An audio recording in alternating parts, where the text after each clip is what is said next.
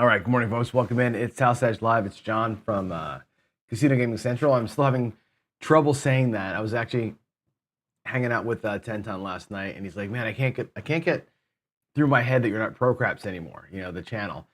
And we were kind of joking about it. That's still, I think I'll always be known by that. And that channel, um, because it was all craps. That was the name. Right now, I got some weird artifact here in my lights. With the new channel though, with this name here, I can do other things, and that was the whole point, was to be able to talk blackjack and talk roulette and give some other examples of stuff. So anyway, that's the reason for the switch, and it's still kind of weird for me too. Anyway, good morning, happy Monday, and welcome in. So we're actually in the middle of finishing up. We're in the middle of a series now that I started last week. Because of a question that was asked of me by Joe from Craftsmaster Journey, and I want to kind of get through that, the second part of it this week, and then we'll hopefully finish things up again next week. So anyway, a couple news or update items. One, Brownwater Bash. I haven't heard from anybody yet that's there. I know that we have Leon there, we have Jen there from our group of people anyway. And of course Ed's there, right? Jeff and some of the guys. Looking for some reports. I'm sure they'll put a nice report out when it's all said and done. They had 100 people down there from what I heard, which is fantastic. And you think about this, really, if the Brownwater Bash can bring 100 people in, right, to go hang out with Ed for a few days.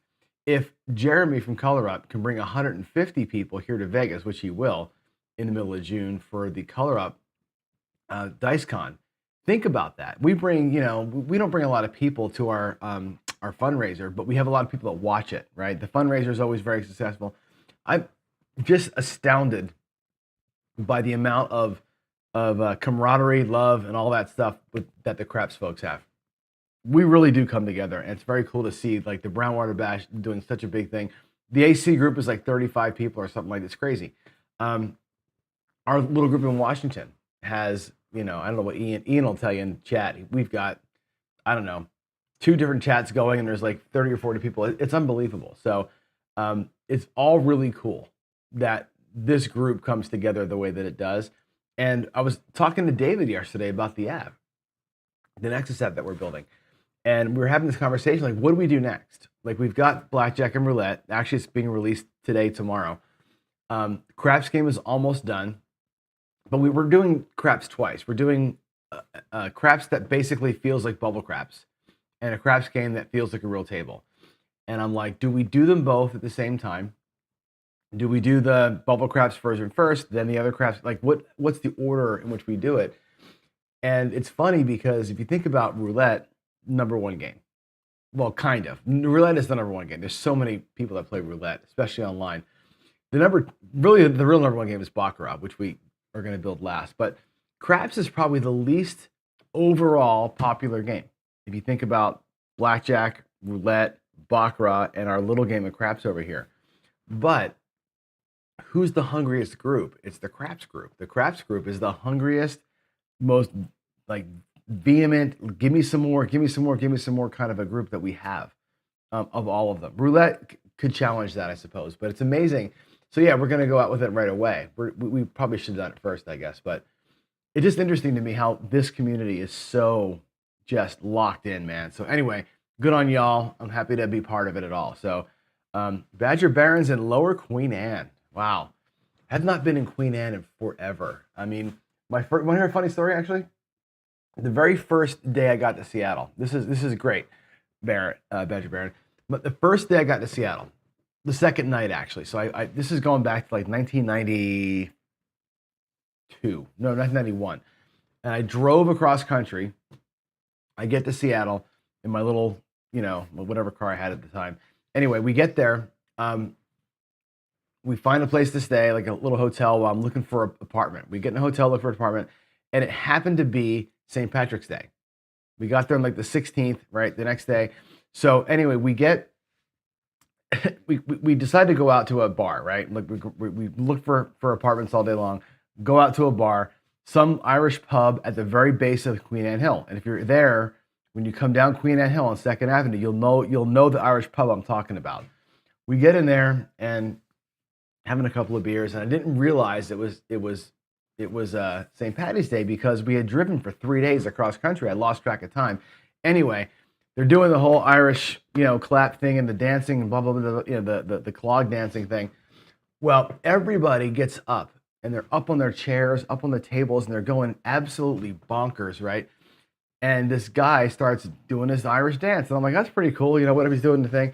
It's Michael Flatley. He happened to be there that day doing some other show in town, and he was in this little pub doing the Irish dance thing, and I got to see it from like 4 feet away. Now I realized it afterwards what happened, but it was that cool. Get to see like a free Michael Flatley show, and it was like 20 people. It was awesome. Anyway, weird story, but let's get in and talk about some gambling, shall we? The first thing I want to talk about with you is our normal sort of beginning, which is oh, actually, you know what we're gonna do? We'll talk about Joe's thing. I guess we'll talk about Joe's thing first. This is really the reason why we're here today. Joe from Craftsmaster had asked this question last week to me. And he's like, when do you pull the trigger? And he was really talking about, again, his example to me was the horseman. When do you dump your current strategy and jump in to take advantage of a roll, right? And I know Joe does, like me, plays a lot of headless horseman, which I'll show you the horseman here as an example in a second.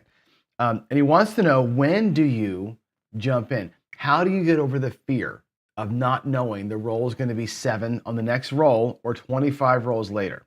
Okay, getting over being stubborn, right, or having this FOMO, fear of missing out attitude. And I'm glad that Waylon's here. Okay, Waylon, congratulations, by the way, awesome job, right? Let's talk about this together, you and me, right now. I want your answer in chat, Mr. Stagner. Here we go. Joe's asking about sticking to the strategy or jumping out of it and leading into some hot ass roll. Okay. I think I know what you're going to say. And I'll tell you what I'm going to say is this. Sometimes you dance with the one who brung you. And if you're going to play a strategy, whether it's the Arnold or the world's greatest strategy or the retirement, whatever you're going to play, that thing is doing its job, right? And its job, especially like in the retirement plan, is not to play. Its job is to get your money out and stop playing. And you can't let fear of missing out cloud your judgment. That's an important piece of it. And I think, Waylon, you might agree with me on this. If you're playing a certain way, play a certain way. If you're playing a certain way to today's topic so that you can jump into something else, that's your decision point. Some strategies just don't have a decision point. You're going to play and grind it out and make a buck here, buck here, buck here until you're done. And you just let the noise be noise. So the answer to the question, sometimes you never pull the trigger. And sometimes it's by design, and that's got to be okay. If you're playing in a way to set you up to pull the trigger, a whole different story. And that's what I'm going to focus on today. And we're really going to look about today and tomorrow more about the when. When do you take a look at the next thing, right? So we're working through the ABCs of gambling here, and this 3-step plan that I've kind of laid this out for you, I think a number of times now. The 3-step plan is actually kind of simple, right? It's I use the baseball, get them on, get them over, get them in, which means get your money back.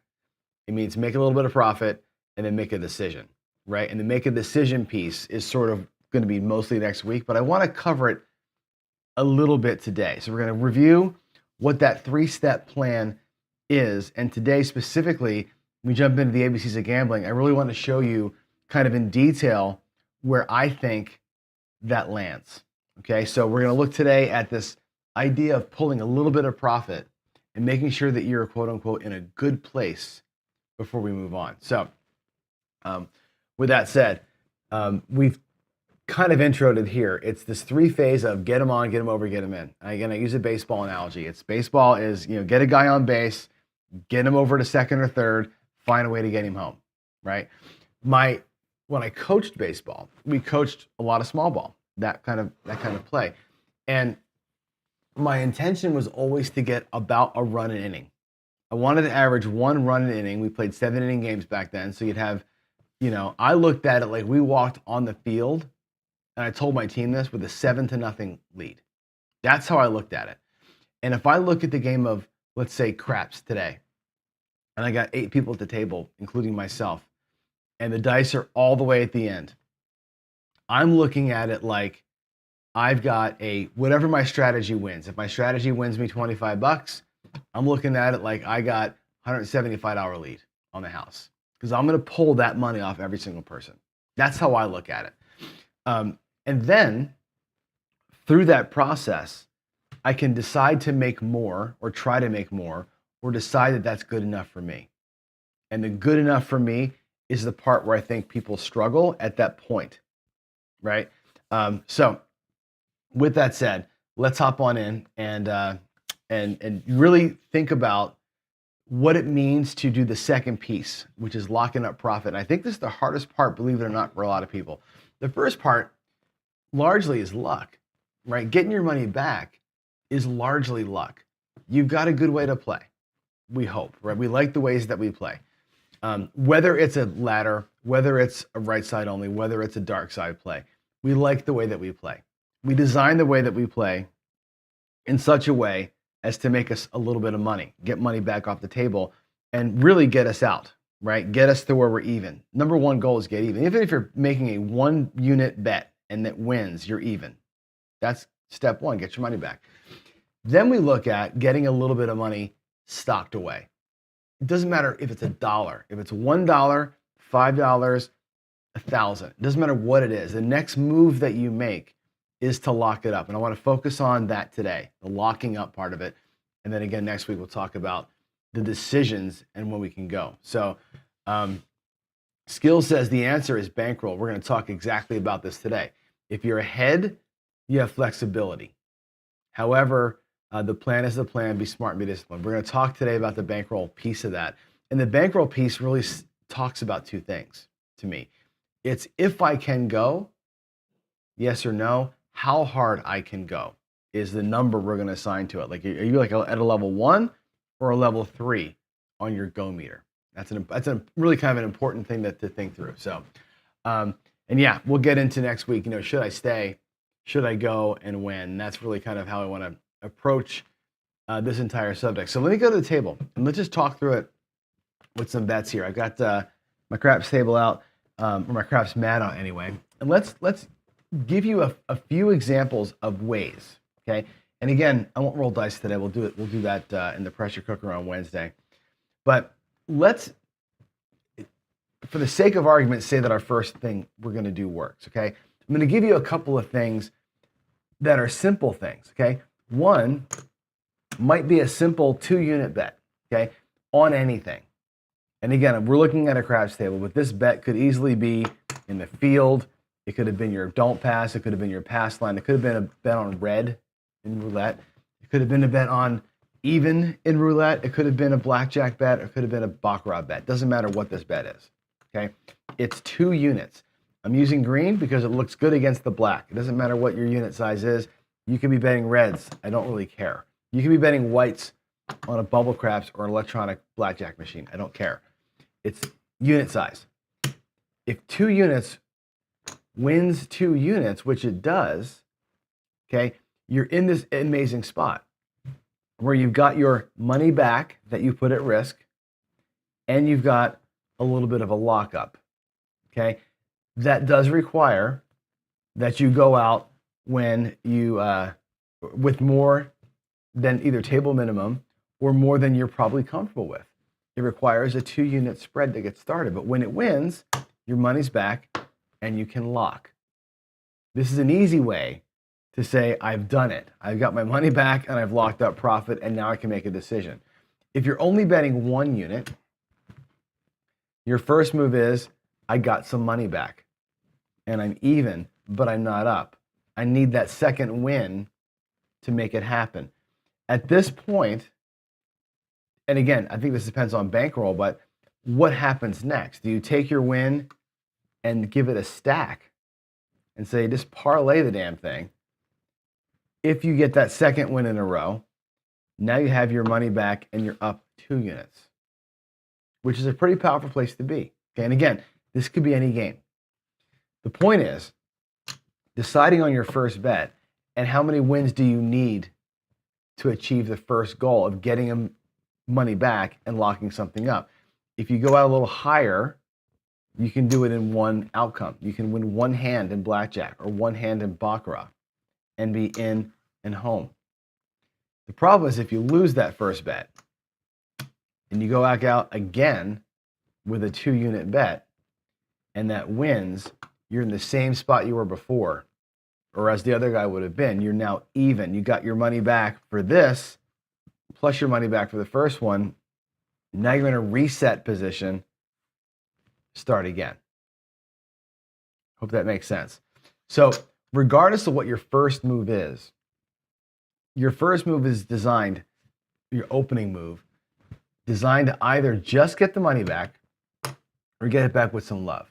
Let's do some craps examples. That's an easy 1-to-1 bet example. And you can do it in any number of ways, right? You can take a $25 win as fives, and you can go up a little dinky bit and pull this back and still require a second win to get it right. But the second win, now your money's back and you've got extra, a little bit of excess. Okay, let's look at craps. Because Dylan's here, we'll do one of his. Okay, Dylan loves the the skill 66. It was kind of named after him, right? So there's going to be 3, 3, 3, and 3, and cap there, and we'll cap the 6. Now the skill 66 works like this. It's 3 units on each bet. Okay, it's 15, 18, 18, and 15. $66. Check this out, what happens. When you win, it wins $21. Okay, you add $1 from your rack, make it 22. $67 investment. Okay, everything gets pressed by 1 unit. You've seen this probably a million times, right? Here we go. We're pressed up by 1. First unit, your first win, gets you kind of on base. The second win, which is a $28 win, is the one where you start thinking about your decisions. Now watch. If I put this back down to $66, which means we're back home again, I would have 28, 30, 40, $50 back in my rack. Actually, there's 67, right? Right, 25. Is that right? I have too many? No, I'm right. 45, 50, right? And a couple of bucks excess, which is the dollar you put in. So you've got a little bit of profit. You've got your money back, right? You've got $5 in profit, effectively. And now you have a decision to make. My opening move got me my money back. The $5 I really don't care about. But the opening move got my money back. It did its job. If you're in this, that's where I knew I had an extra buck somewhere out here. There it is. Okay. Now we're right. Wow. Okay. The opening move gets back your money. The next question is, what happens here? Because you can stop right here. You can take all this money back, right? What I started with can come back to your rack, and you can say, I've made $50. If I'm doing this move, and I trust this move, and it works on every single person around that table, that's $50, $50, $50, $50. I don't have to keep playing. I don't have to keep playing. However, if you're making that move for the reason that you want to keep playing, I'm sorry, I didn't take enough money back to my rack. That's why I was messed up. If you're making this move for the reason that you want to keep playing, you can leave the bets up and play a little bit. This is the decision we're talking about. If the move works, you get your money back, you have a little bit of profit, and you can keep on rolling. If the move works, you can get your money back and you can lock up your profit and say, I'm done for that shooter. This decision largely gets made based on where your bankroll is. If you're going to just blindly do this, play what's left over every single time, you're going to tie when the sevens come early, right? You're going to be tying an awful lot of times versus locking up or versus going in. What's the decision? Depends on your bankroll. If I bought them for $500 and I'm down to 100, that's all I have left, and this move works, And now I've got, of course, my 167 over here, right? I can do this again, right? What you might think about doing is stopping and locking up, getting yourself back to 150 in the rack and doing a reset. Letting the long roll go. You don't have to be on every single freaking roll. Get your money back with your 50 bucks and we'll do it again. Okay, we'll take this as nickels. We'll go back out. 3, 3, 3, and 3. And there's our dollar for later. If the move works again, we know what's going to happen. 21 gets pressed to 22. When it's all said and done, the profit is 50 bucks. And now I've got another little bit of money back in the rack, and I can reset myself. Okay? Your bankroll has an awful lot to say about this. If, on the other hand,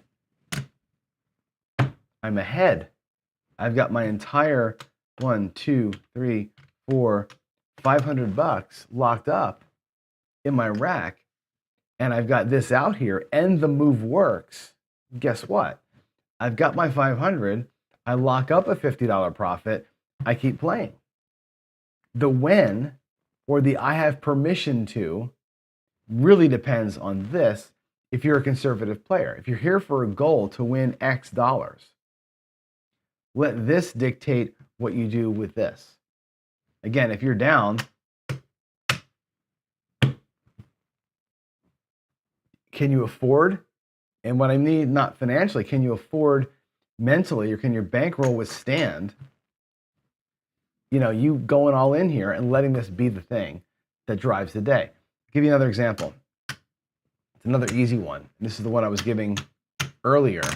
If I do the duck and cover move, which I need to get Dice Data to run duck and cover for me one of these days. But here's duck and cover. This one here is a great decision point for you. Watch this one. You're out for 110. Okay? One of these things wins 35 bucks.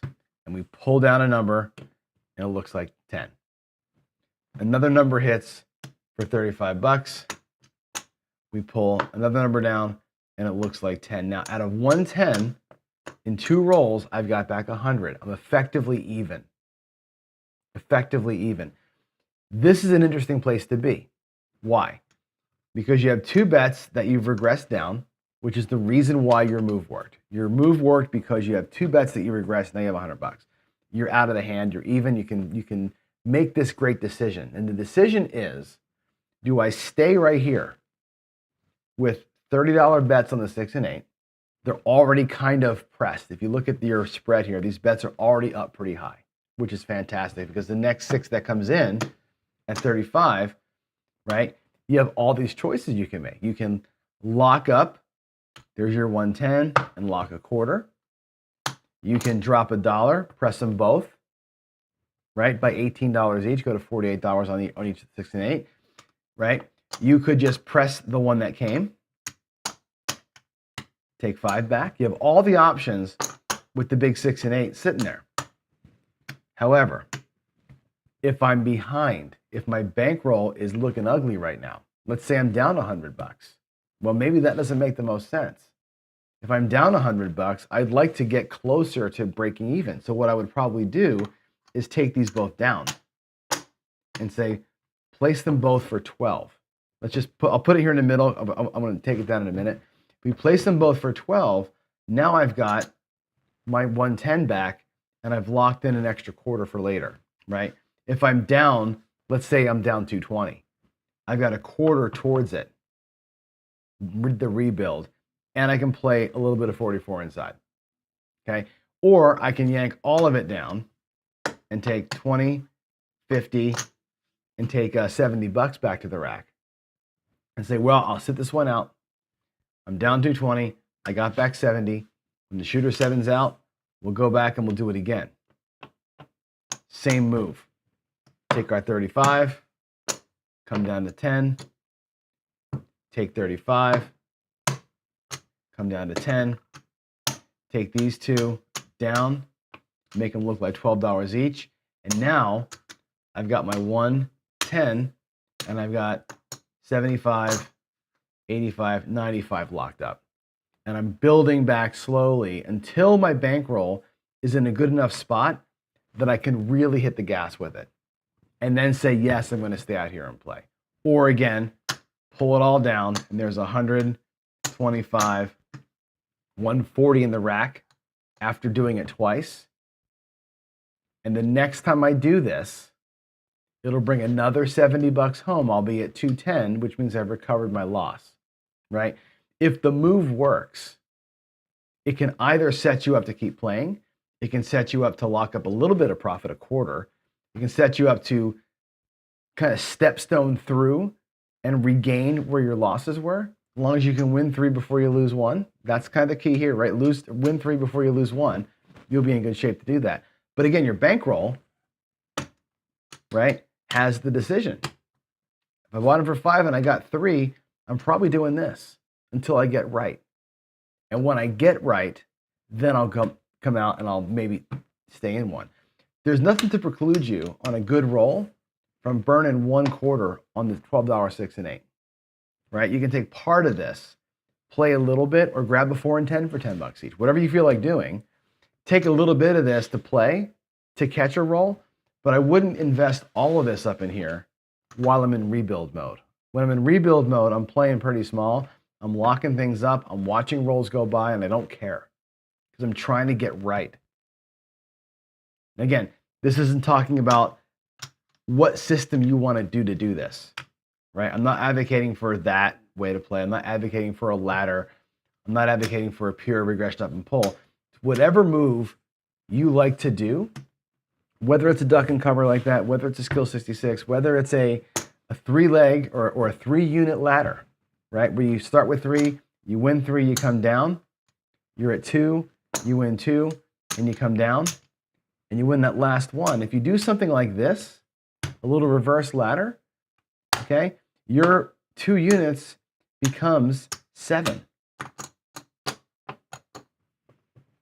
That's enough money to either take 7 more cracks at it or start it at a higher level, go to 4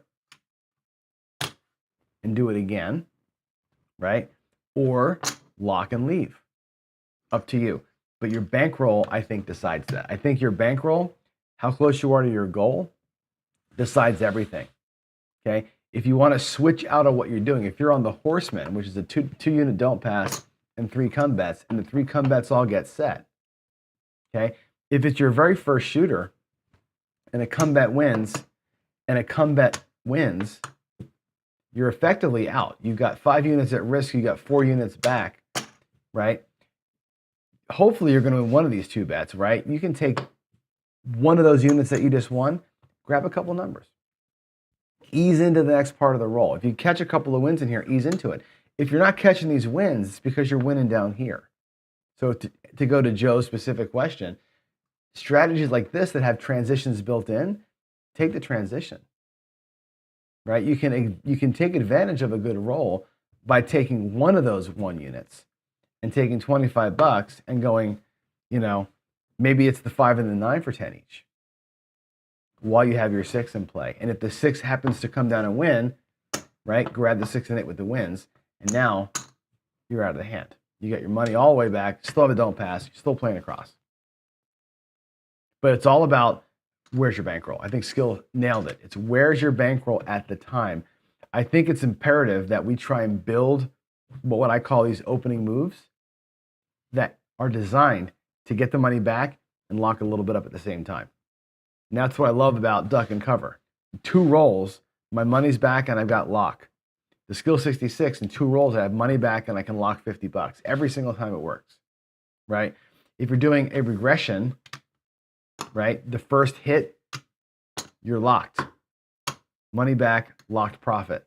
If you're doing a ladder, the minute the ladder hits, the minute you get if you're doing a ladder parlay or a straight ladder, right? If I lose 1, go out with 2, lose 2, go out with 3, and 3 hits, right? I can pay my 3 actually from my losses, right?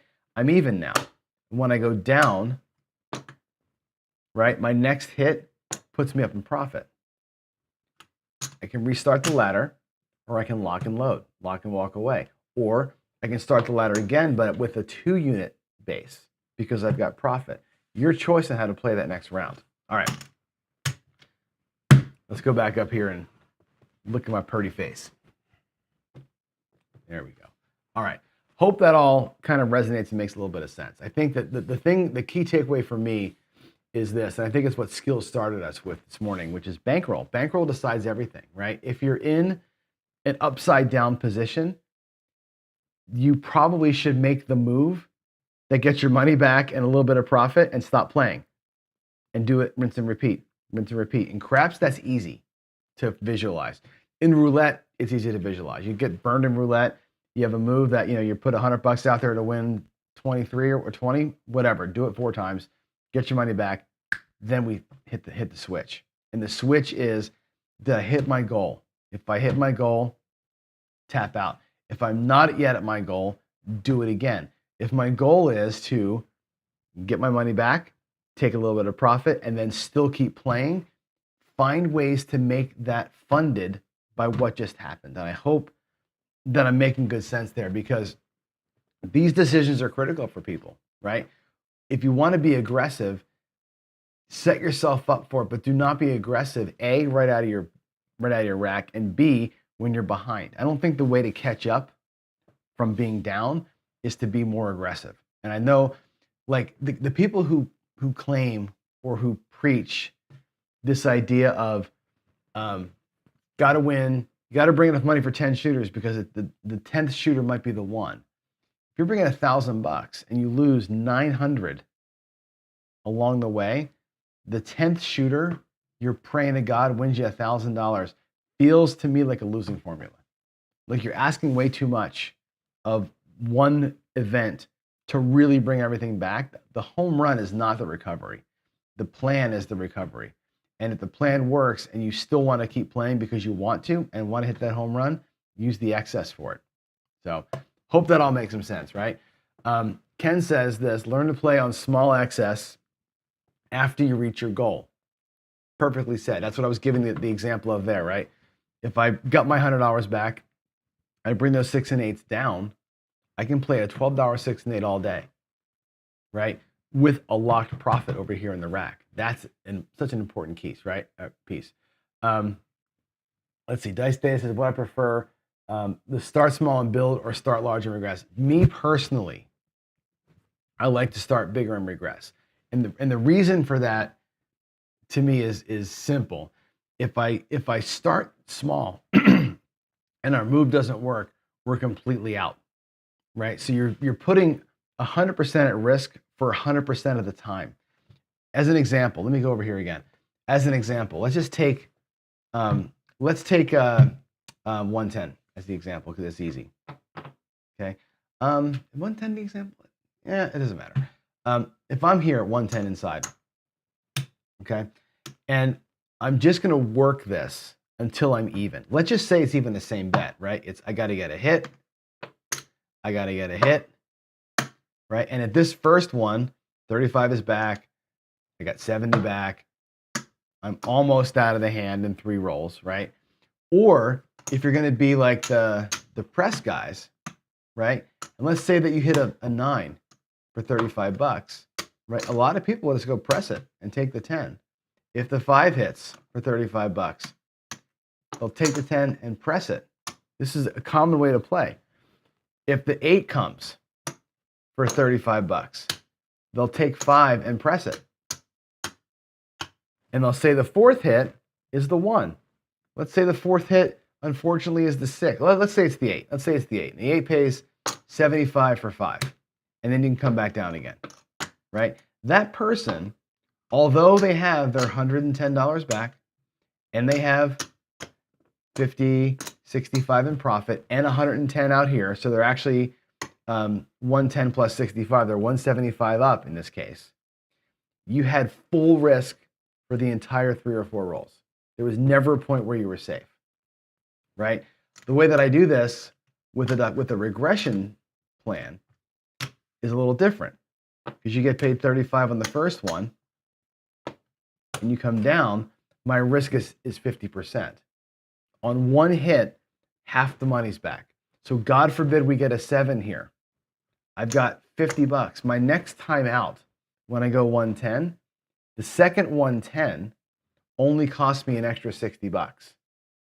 Granted, I would have lost the 60, so I'm technically out here for 170, 110 plus the 60 I lost, but it's better than being out here for 220. And if the move works here, again, let's just put ourselves in that spot. Let's say that we are down that $60. And this time the move works. Okay? We get 35 and we're down to 10. And we get, oh, sorry, that should have been here. And we get another one that's 35 and we're down to 10. What I would likely do is pull all this down, maybe only play a 6 and 8 just to stay in the game, right? Like so. Now in this case, remember I was down 60. So there's my 50.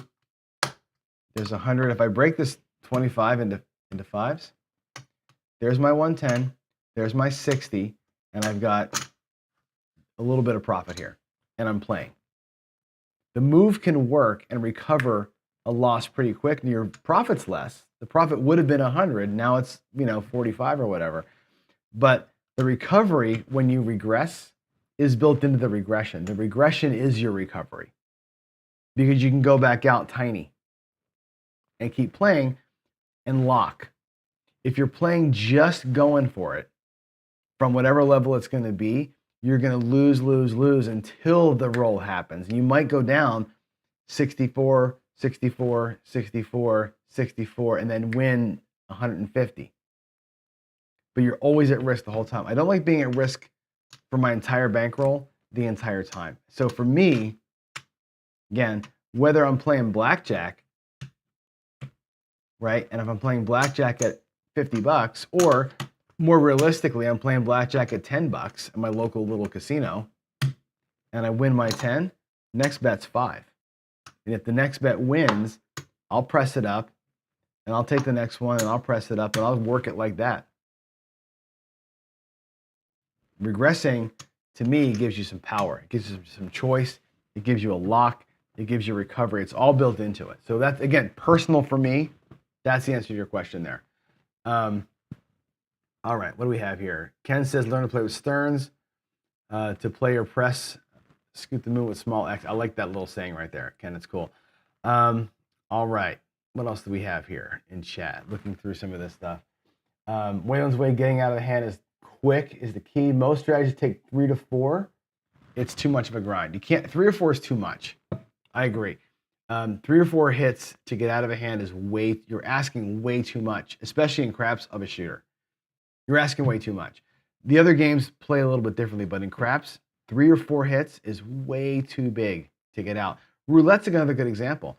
If you got roulette and you're playing 2 dozens and 2 streets, you got, maybe 4 units out there, but a win only gets you 1. You got to win 4 freaking times to get out. It's too much. You're asking too much. You're asking the wheel and the ball to do way too much work back to back to back to make it happen. It's just a lot. So, all right. I think that's everything. I think I covered most of the questions I see out there. And yeah, time for that work meeting. So let's get back over here to moi. Let's see. Hello. All right. We covered the questions. I'll leave you with this. Remember to stay in focus, whatever that is for you, right? Follow your plan. If your plan is a regression, if your plan is a ladder, if your plan is a grower, a growth plan, either way, follow the plan. Observe the conditions. And I mean, I'm not saying follow the trends. I'm saying look at your freaking rack. Observe the conditions. What does my bankroll tell me I have? What does my bankroll allow me to do? How much do I need to hang on to get things reset and rocking and rolling, right? Control your emotions if you're up or down. Understand the game you're playing, the odds, and above all, stay disciplined. That's the biggest advice we can give y'all, okay? Yeah, beyond that, keep it simple. right? Don't be overly complex. The ways that I play are very, very simple, because the more complex it gets, the harder it is to execute, the more I'm asking of the table. It's just a no-go. Keep it simple. Keep it simple. The idiots admire the complexity. Geniuses admire simplicity. And yes, I think, Dan, I will see you hopefully on Wednesday. And I'm sorry, Dr. S, that I missed you today. I could not get up that early. I tried, and I hit the snooze, and I hit the off button by mistake, and I was out until about 9. So sorry that I missed you, but it was good to see you in person. All right, everybody else, love you all. God bless. I'll see you tomorrow. We'll do a little deeper dive on some of this, and Wednesday we'll do some rollouts. See you then. Bye.